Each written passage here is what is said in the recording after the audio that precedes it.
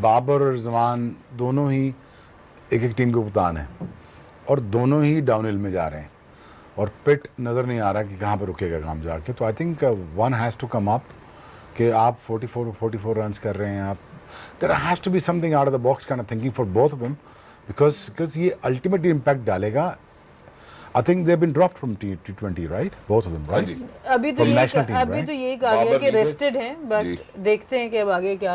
What do you think in future? देखिए अभी too early to say, but लग ये रहा है कि आहिस्ता-आहिस्ता मैनेजमेंट में भी But given the performances, is so it I too think early the to say? management make it easier for Sana. I think the management is thinking to move away. To move away. Right decision of the management if they're thinking to move away. They have to prove this, ना यार, PSL है ना, PSL है, इसमें दिखाना पड़ेगा। I think Rizwan played very well and ठीक है, but again 100 के स्ट्राइक रेट से खेला बॉस, 98 के स्ट्राइक हाँ, रेट से खेला। यहाँ पे अब अब 200 का स्ट्राइक रेट नॉर्मल है। आज की क्रिकेट में 200 का स्ट्राइक रेट नॉर्मल है। आजकल कोई 120 से भी खेल रहा है तो वो कहते हैं यार नहीं, ये तुम्हारा स्ट्राइक रेट ठीक है नहीं है। ये बात सच है। और अगर आप 100 के स्ट्राइक रेट से खेलो देयर इज अ प्रॉब्लम। या you have a valid point. Exactly, and that worrying point is something which certainly I think Sana and Shoaib bhai has answered कि यार वो अब मुझे नहीं लगता कि मैनेजमेंट शायद उनके लिए जाए। Every other bowler, Shoaib bhai, Mohammad Amir, how do you see him? Smart, cunning, it gets under your skin.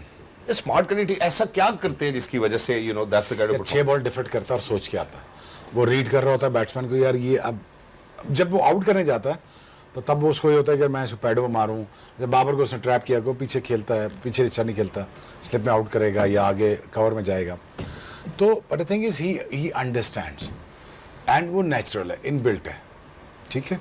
और आई थिंक वो इतने तेज़ नहीं रहे, लेकिन the thing is he understands कि मुझे क्या बॉलिंग किस वक्त किस पिचेस पे क्या करना चाहिए। आई थिंक उसकी 6 बॉलें 6 की 6 फ़र्क होती हैं और 6 की 6 बॉलें ये रिक्वायर्ड है आजकल की T20 क्रिकेट में कि 6 की 6 फ़र्क बॉलें करो आप। वो चीज़ें ख़त्म हो गई हैं आपके यार कि एक लेंथ पे बॉल करें या स्किट थ्रू करें या पेस पे करें। पेस तो नज़र ही नहीं आई।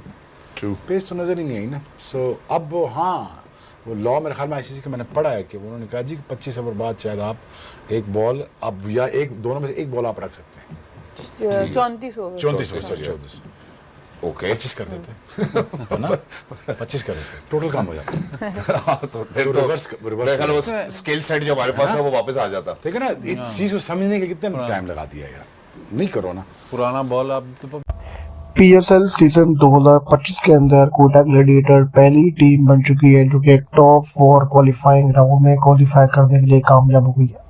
कोटा ग्लैडिएटर ने इस्लामाबाद यूनाइटेड को बड़े मैच के अंदर हराया। लग रहा था कि इस्लामाबाद यूनाइटेड 2 हारे हुए मैच का बदला लेगा और कोटा ग्लैडिएटर को हरा देगा, क्योंकि आगाज में कोटा ग्लैडिएटर की कुछ खास अच्छी फॉर्म नहीं चली, लेकिन बाद में कोटा ग्लैडिएटर की बैटिंग चली और हसन नवाज की शानदार बैटिंग थी। एक मौके पर लगा कि जैसे इस्लामाबाद यूनाइटेड मैच जीत चुका है, क्योंकि 80 रन के ऊपर 80 रन्स के ऊपर इस्लामाबाद यूनाइटेड के अलावा जो इस्लामाबाद यूनाइटेड बैटिंग कर रहा था उसकी तो कोई विकेट नहीं गिरी थी। लेकिन जब बात आई है कोटा ग्लैडिएटर की तो कोटा ग्लैडिएटर के 90 रन्स पर कोई विकेट नहीं गिरी थी। लेकिन उस विकेट ना गिरने के बावजूद जब बैटिंग आई 90 से आगे, उसके बाद 90 रन से लेकर 117 तक कोटा ग्लैडिएटर की 6 विकेटें गिर गई थी। अब मौका था हसन नवाज के ऊपर, मैच फंस चुका था। इस्लामाबाद यूनाइटेड मुकम्मल तौर पर खुश थी कि ये वाला मैच हम जीत चुके हैं। डग आउट में बैठे शादाब खान मुस्कुरा रहे थे, आजम खान बिल्कुल मूड में थे कि ये मैच हम जीत चुके हैं, और कोटा ग्लैडिएटर वाले बहुत परेशान थे, तकरीबन उम्मीद हार चुके थे कि ये वाला मैच हमारे हाथ से निकल चुका है। लेकिन हसन नवाज की शानदार बैटिंग, हसन नवाज ने जारहाना बैटिंग की, बिलखसूस जो आखिर में जाकर मैच फंसा। उस शानदार मौके पर जो उन्होंने छक्के मारे उस वक्त उन्होंने पूरा का पूरा मैच आकर जीत लिया। इस्लामाबाद यूनाइटेड ने आखिरी ओवर के अंदर 3 बड़े कैच छोड़े। पूरे ओवरऑल मैच में इस्लामाबाद यूनाइटेड ने बॉलिंग करते हुए 20 ओवर में 5 कैच छोड़े, जबकि आखिरी सिंगल ओवर में जो कि बिल्कुल गेम चेंजिंग ओवर था, हार जीत का फैसला होना था, उसमें 3 कैच छोड़े। और जहां पर 3 कैच छोड़े वहीं से ये बात वादे हो गई थी।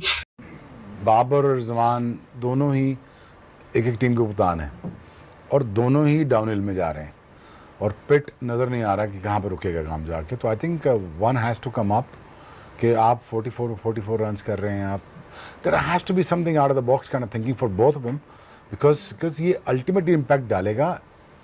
आई think they have been dropped from T20 right, both of them हाँ जी। राइट। अभी तो From ये national team, अभी right? तो यही कहा गया बाबर कि नहीं थे। रेस्टेड हैं, जी। बट देखते हैं कि अब आगे क्या। What do you think in future?